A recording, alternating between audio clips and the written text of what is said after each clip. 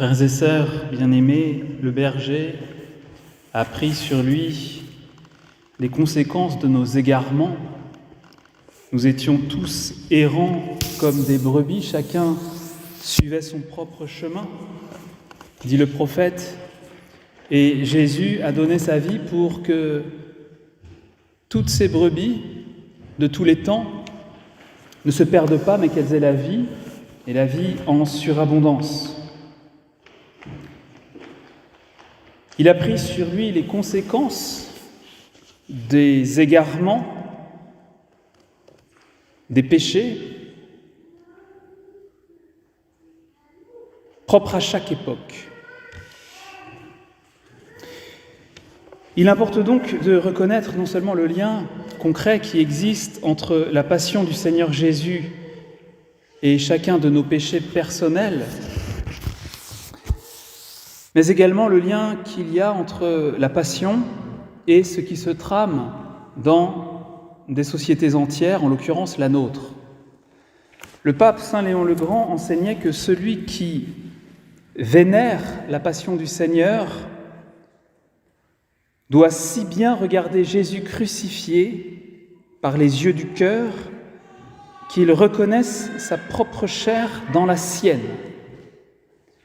Ma propre chair dans la sienne. La chair de notre époque, si j'ose dire, dans celle de Jésus blessé. Le fait est que notre temps est marqué par une remise en cause profonde de la nature humaine. Et cela peut aller jusqu'à blesser grièvement des personnes créées par amour, à l'image et à la ressemblance de Dieu, et Jésus porte tout ça sur lui. Lorsqu'après avoir fait flageller Jésus, Pilate le fait de nouveau sortir dehors, il déclara « Voici l'homme ».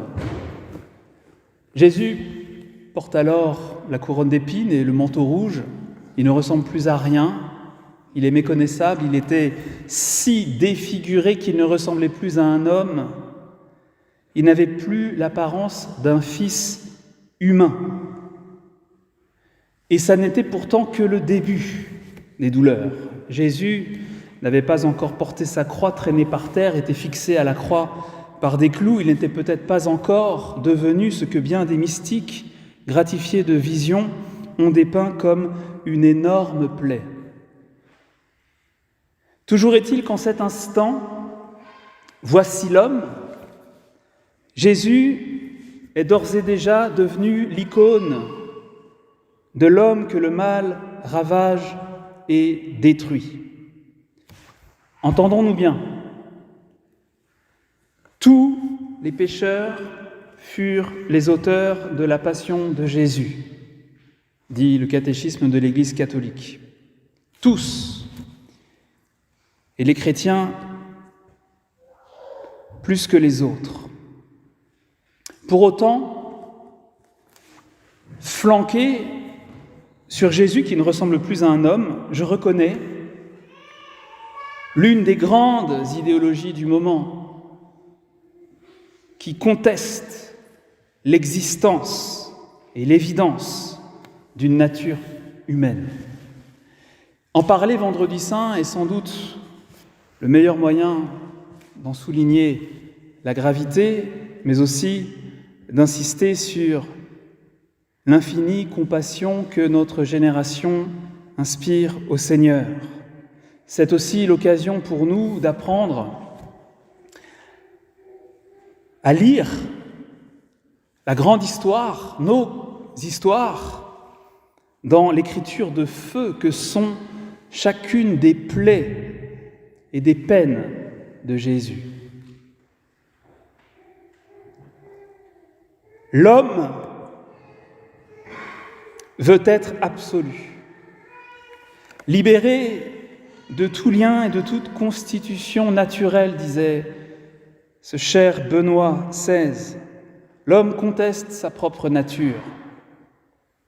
De façon autonome, il choisit pour soi quelque chose comme sa nature et décide qu'elle ne lui est pas donnée comme un fait préparé à l'avance, mais que c'est lui-même qui se l'a créé. Tel est le fond de la fameuse idéologie du genre et de toutes les dérives trans portées par la mouvance et les lobbies LGBT. Le pape François parle à ce sujet d'une véritable colonisation idéologique dont la jeunesse est, comme pour toute idéologie, une cible prioritaire, une cible de choix, une cible permanente. On ne naît plus fille ou garçon, vous le savez, on choisit. Peu importe qu'on ait un corps masculin ou féminin, le masculin d'ailleurs n'est plus pour le féminin n'est plus pour le masculin, et à la limite, le féminin et le masculin, ça n'existe plus. Notre identité n'est dans le fond plus qu'une idée abstraite. La personne humaine se désincarne. Elle prétend se détacher de son corps, qui n'a plus aucune signification et qui, si j'ose dire, n'est plus. Le corps n'est plus. Au milieu de tout ça, faire des enfants, ça devient compliqué, mais surtout, ça devient fabriqué. Et le Saint-Père disait, là où la liberté de faire devient la liberté de se faire soi-même, on parvient nécessairement à nier le Créateur lui-même, et enfin par là, l'homme même, comme créature de Dieu, comme image de Dieu, est dégradé dans l'essence de son être. Et Jésus, ce soir, mes amis, a tout ça sur lui. Il a les fautes, les folies de notre époque. C'est en raison des graves égarements de la pensée d'aujourd'hui. Disons que c'est aussi pour ça, parce que, je le répète, nous sommes tous, par nos péchés, les auteurs de la passion. Mais c'est vrai, c'est aussi pour cette chose dont je parle ce soir que Jésus ne ressemble plus à un homme. Couronné d'épines, couvert du manteau rouge défiguré par les coups, ensanglanté par les fouets, voici l'homme, ce qu'il en reste. Jésus porte un déguisement, la couronne, le manteau, le roseau. C'est une parodie de royauté qu'on l'a forcé à jouer et il se laisse faire. Et il rejoint par là tous ceux qui, de nos jours, se déguisent, tentent vainement de se transformer à coups d'hormones, de mutilations chirurgicales, se livrant à une parodie d'hommes, une parodie de femmes pour tenter d'expulser un mal-être viscéral. Et le fait que tout ceci est un cadre légal, toujours en évolution d'ailleurs, ne change rien. Jésus fut amené sur une estrade où siégea un semblant de tribunal. C'était légal. Apparemment, c'était selon la justice. Mais l'innocent fut condamné, le bien fut appelé mal, et le mal fut appelé bien. Aujourd'hui, le tribunal est beaucoup médiatique, n'est-ce pas ? Vous n'avez plus aucun média mainstream où quelqu'un a la possibilité, ne serait-ce que d'émettre un soupçon d'avis contraire à cette grande vague qui déferle partout, sans qu'on pousse là des cris d'orfraie et qu'on vous déteste pour vos propos soi-disant haineux. Pourtant, il n'y a pas de haine, mais seulement une opinion, une vision, une foi aussi, et nous ne condamnons personne. Dans l'un des derniers écrits de Benoît XVI, qui vient de paraître, j'ai lu ceci, c'est énorme. L'État moderne, dans le monde occidental, se voit d'une part comme une grande puissance de tolérance qui rompt avec les traditions considérées comme insensées et pré-rationnelles de toutes les religions. En outre, avec sa manipulation radicale de l'homme et la déformation des sexes par l'idéologie du genre, il s'oppose particulièrement au christianisme. L'intolérance de cette apparente modernité à l'égard de la foi chrétienne ne s'est pas encore transformée en persécution ouverte et pourtant, elle se présente de manière de plus en plus autoritaire, visant à obtenir, par une législation correspondante, l'extinction de ce qui est essentiellement chrétien.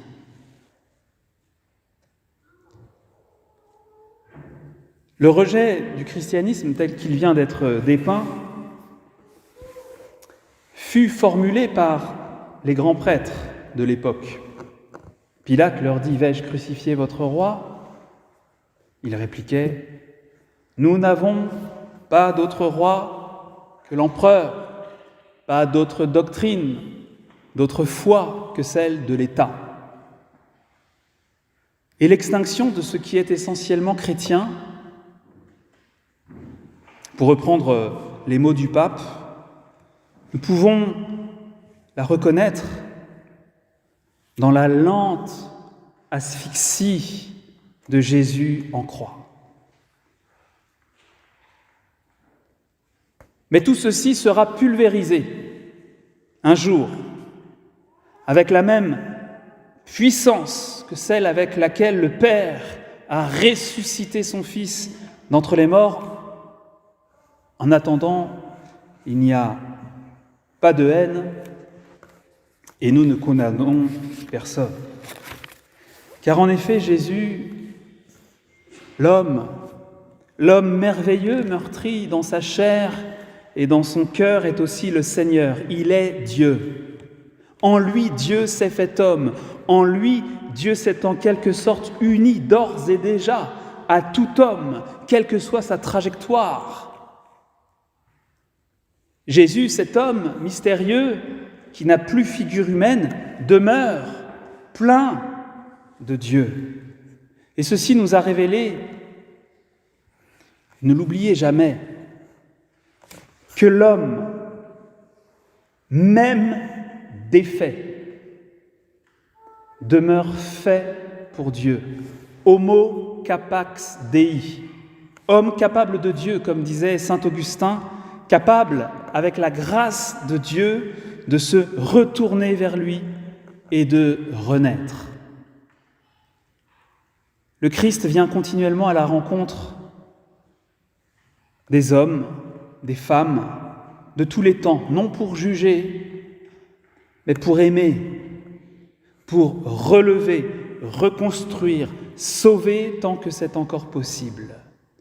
Dieu est amour et bien sûr, sans lui, l'être humain devient un être en proie au tourment, un être tourmenté.